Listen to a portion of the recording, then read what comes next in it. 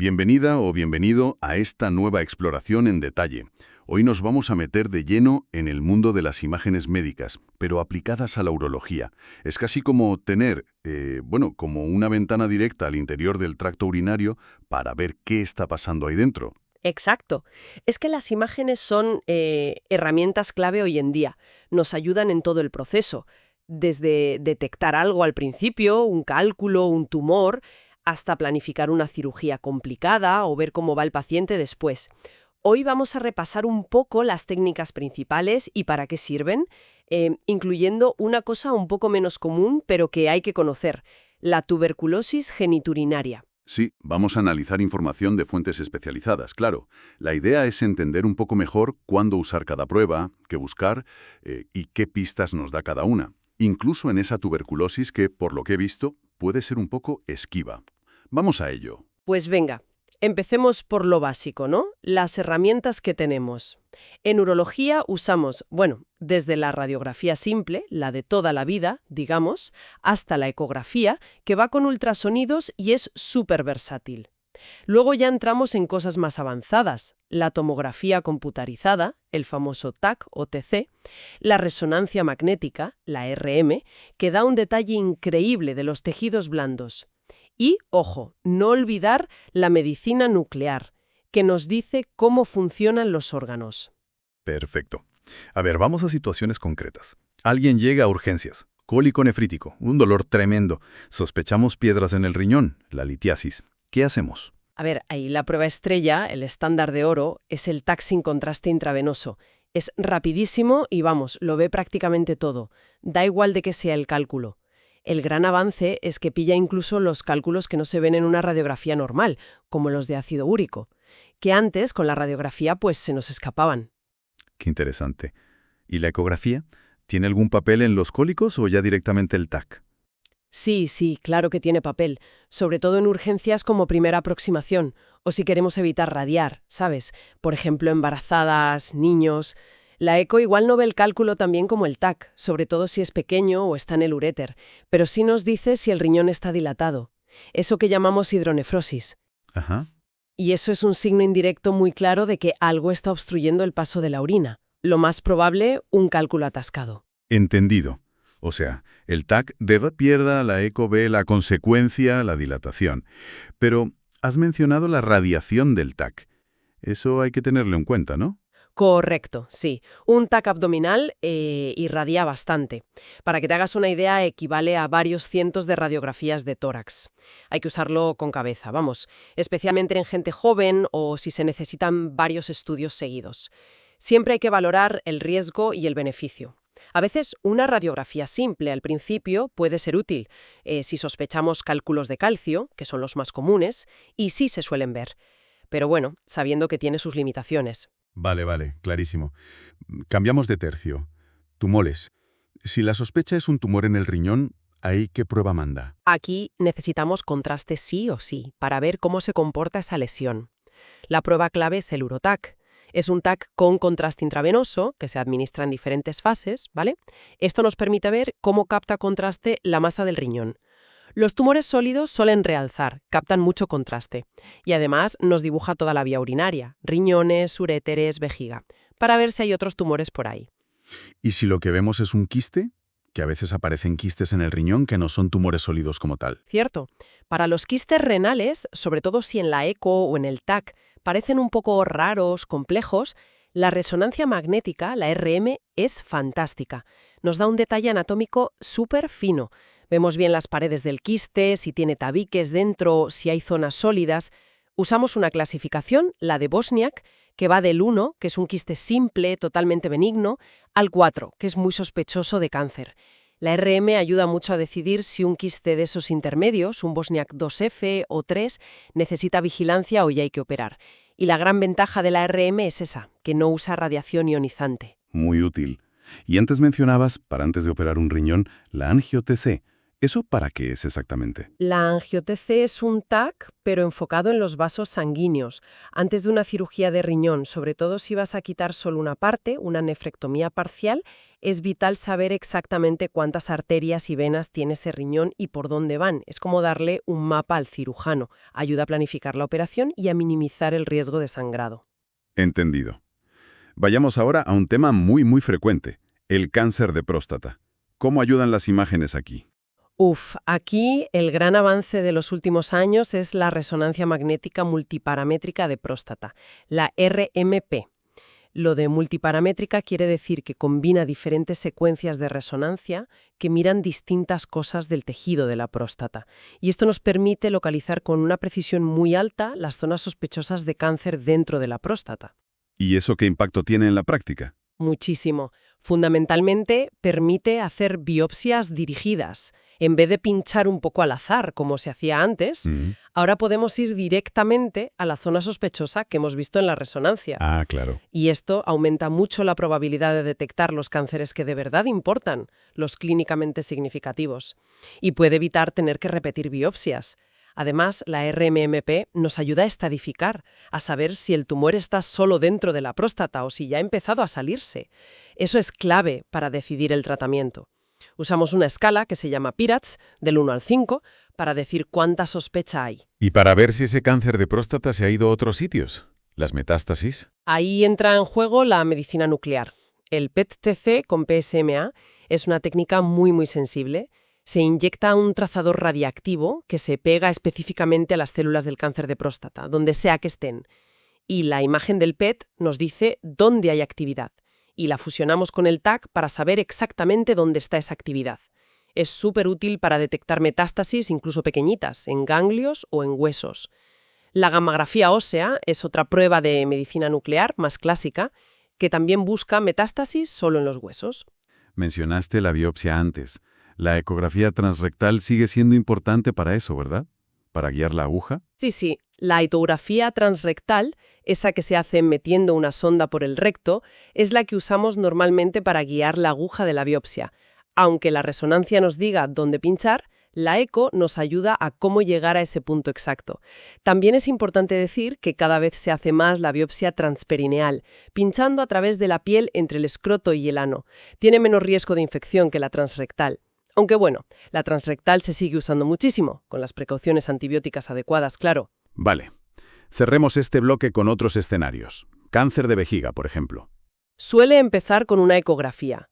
La eco puede ver si hay algún pólipo o masa dentro de la vejiga.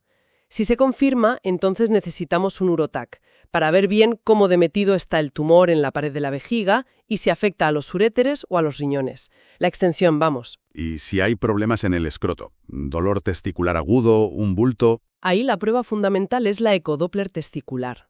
El Doppler nos deja ver el flujo de sangre y eso es crucial. Nos permite diferenciar una torsión testicular, que es una urgencia total en chicos jóvenes con dolor brusco, porque el testículo se queda sin sangre. Sí. De una inflamación o infección como una orquitis o epididimitis, donde el flujo de sangre suele estar aumentado. Y también detecta otras cosas. Varicocele, que son venas dilatadas, o tumores testiculares, que, ojo, son el cáncer más frecuente en varones jóvenes, entre 15 y 40 años. Importante dato. ¿Y si el problema es sangre en la orina, hematuria? Pues el estudio suele empezar con una ecografía de riñones y vejiga. Si no se ve nada claro o si hay factores de riesgo, como ser fumador o mayor, entonces se pasa al urotac, para estudiar bien todo el revestimiento interno de la vía urinaria, lo que llamamos el urotelio. La ecografía la has nombrado un montón de veces. Parece el caballo de batalla, ¿no? La primera línea casi siempre. Sin duda. Es que es muy accesible, relativamente barata, no irradia nada y nos da muchísima información para empezar.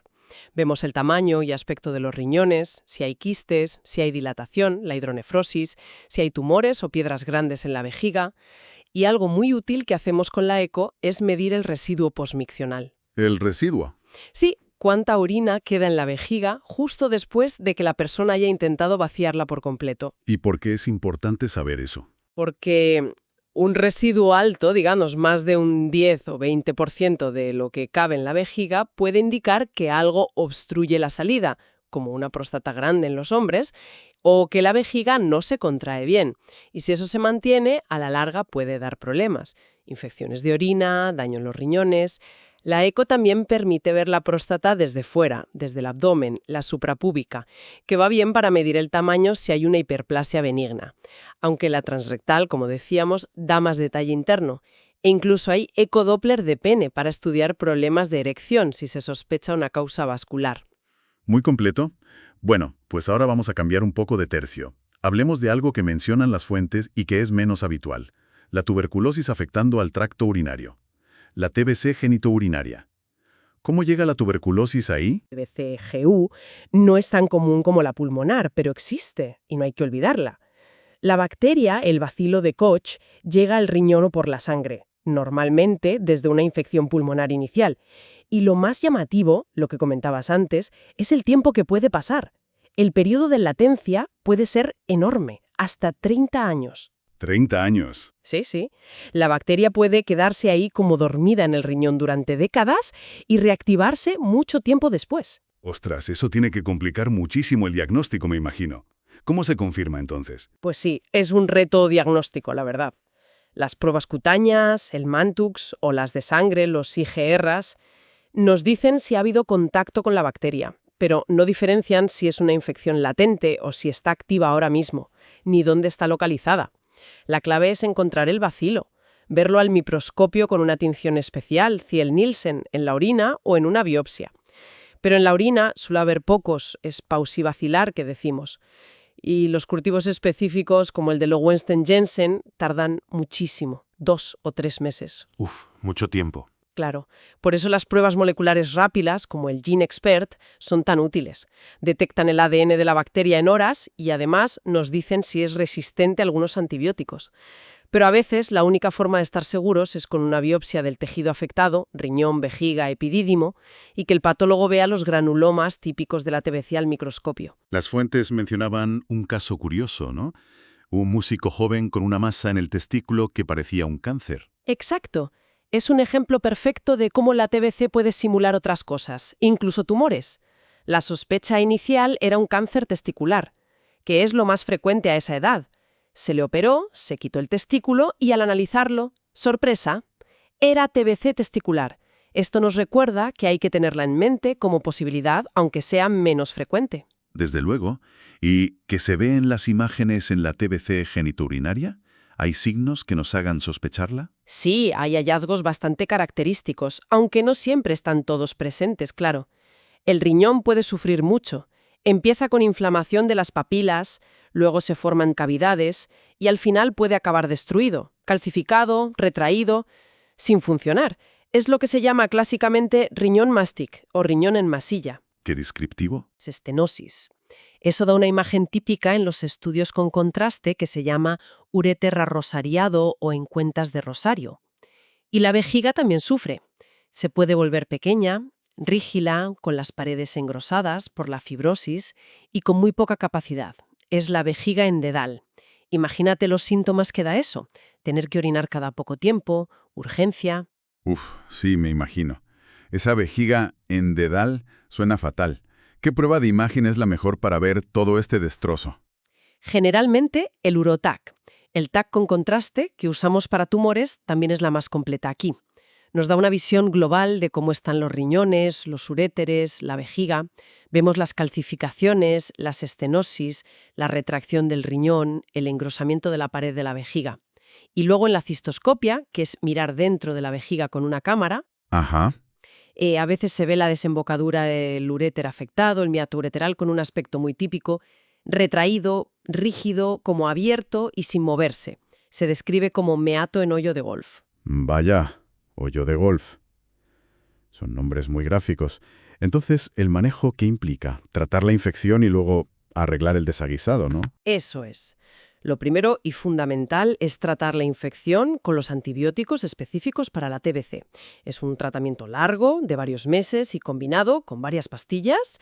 Esto normalmente lo llevan los especialistas en enfermedades infecciosas o los neumólogos, que suelen ser los que gestionan los programas de tuberculosis. Y luego el urólogo entra en juego para manejar las secuelas, las cicatrices que deja la infección. Tratar las estrecheces de los uréteres, a veces con dilataciones o poniendo tubitos, stents, intentar mejorar la capacidad de la vejiga, a veces incluso con cirugías para ampliarla usando un trozo de intestino. Y en casos extremos, si un riñón está totalmente destruido, como ese riñón mástic, y no funciona nada y encima da problemas, dolor, infección, pues a veces hay que quitarlo, hacer una nefrectomía. Madre mía. Bueno, pues ha sido un recorrido intenso, pero súper clarificador.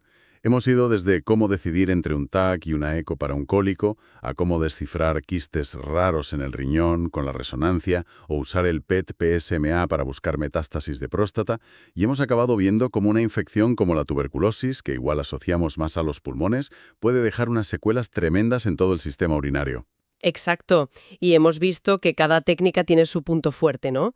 El TAC para la visión general y las piedras, la eco por ser accesible y no radiar, la resonancia para el detalle de los tejidos blandos, la medicina nuclear para la función y la detección específica de tumores. Al final, la clave es saber qué pedir en cada momento e integrar toda la información que nos dan las diferentes pruebas. Queda clarísimo que elegir la prueba adecuada es fundamental y depende totalmente de lo que estemos sospechando clínicamente. Y para terminar, una reflexión que me surge de esto último que hemos hablado de la TBC. Esa latencia tan increíblemente larga, hasta 30 años, y su capacidad para simular otras enfermedades, ¿hasta qué punto deberíamos tenerla ahí, en un rincón de la cabeza, ante síntomas urinarios que no se acaban de aclarar, que persisten, aunque la persona no recuerde haber estado expuesta o aunque fuese hace muchísimo tiempo? Es un punto interesante, ¿no?